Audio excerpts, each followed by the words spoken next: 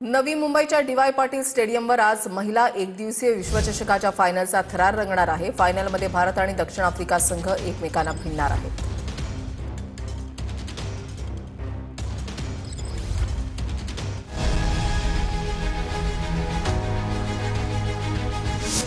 महिला एकदिवसीय विश्वचषकाच्या अंतिम सामन्यात आज भारतीय संघ दक्षिण आफ्रिकेसोबत भिडणार आहे।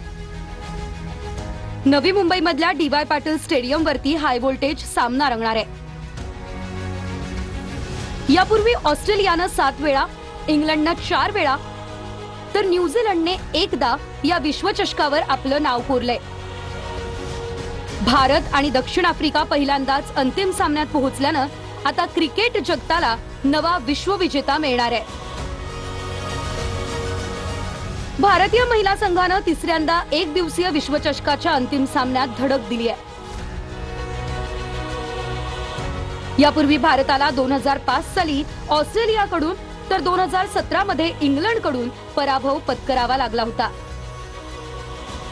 कर्णधार हरमनप्रीत कौरच्या नेतृत्वात भारतीय संघाला आज इतिहास रचण्याची संधी आहे। ऑस्ट्रेलिया विरुद्ध उपांत्य सामन्यात हरमनप्रीत आणि जेमिमा रॉड्रिग्सची दमदार खेळी चाहत्यांना पाहायला मिळाली होती।